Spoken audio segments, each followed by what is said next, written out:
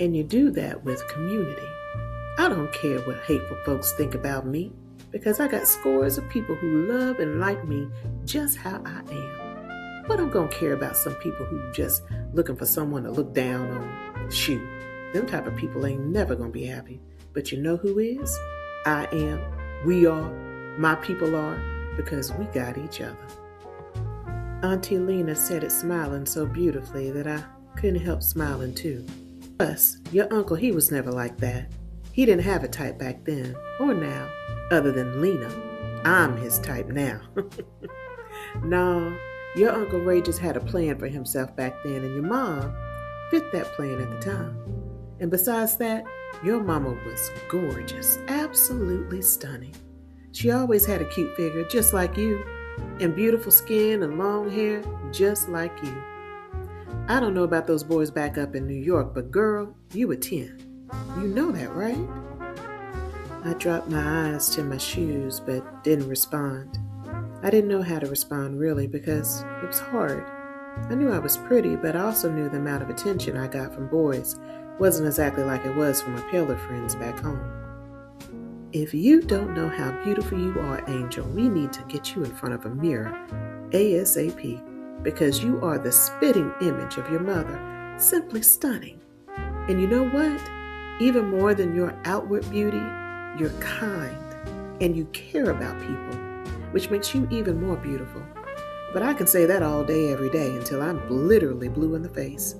But you have to be the one to believe it. And let me tell you, that goes a long way with the boys too. Confidence translates to people. The most attractive person in the world can be overlooked if they think they're not attractive. People tend to treat you the way you treat yourself. Well, as beautiful as you are, how could you have been third or fourth pick on Uncle Ray's list?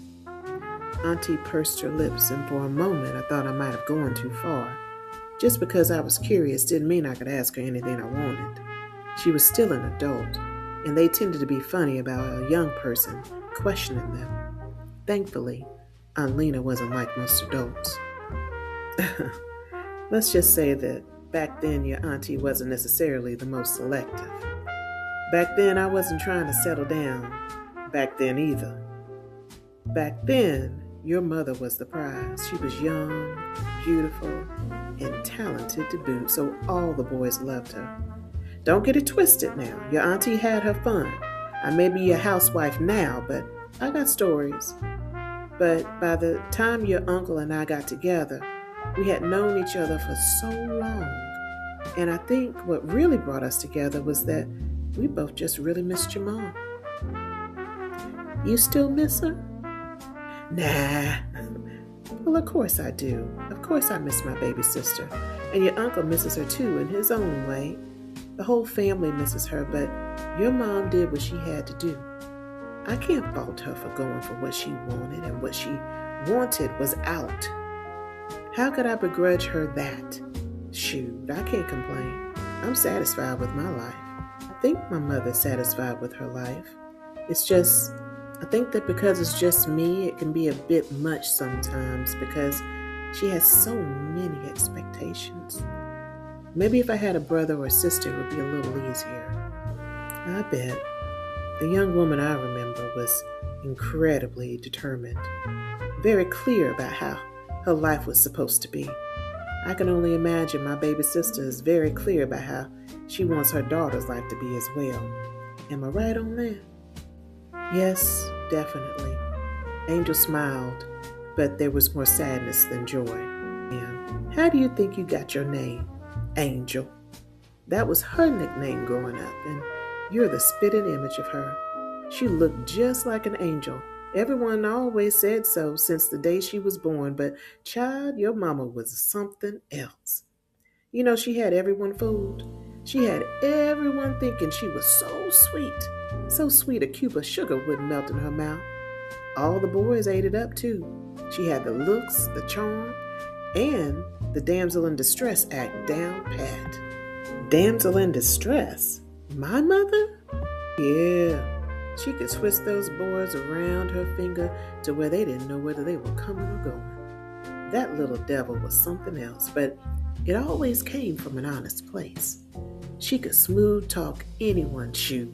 She did it to me all the time. My little sister was something else. I always thought I knew her, but it wasn't until she was gone I realized I only knew what she wanted me to know. Don't get me wrong, your mama wasn't bad. She was just doing what she had to in order to make her life what she wanted. She wanted her dream life, and she was willing to do whatever she had to do to get it. Your mother had the ability to move heaven and hell, whichever was necessary to get her where she wanted to go. She could and would make it happen. I can't fault her for that. No one can. It wasn't her fault she was playing the game way before any of us were even aware there was a game to be played. Your mom was smart, too smart for here. This place would have killed her if she had stayed. Nope, your mama did what she had to do. You hear me? Yes, ma'am. You know what you gotta do. You've got to be just as headstrong and determined as your mother was in pursuing what she wanted.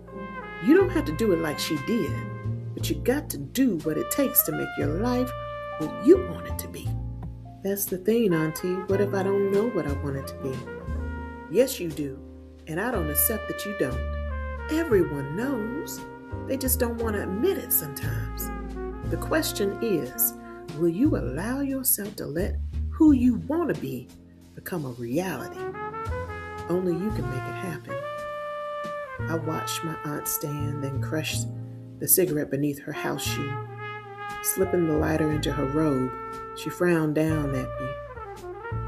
And don't let me hear about you smoking again. It's a nasty, nasty habit. And Angel, you got our number. Call if you're going to be late next time. You may be 18, but we still need to know where you at. I know this may seem like some sleepy small town, but you still got to be careful. Yes, ma'am.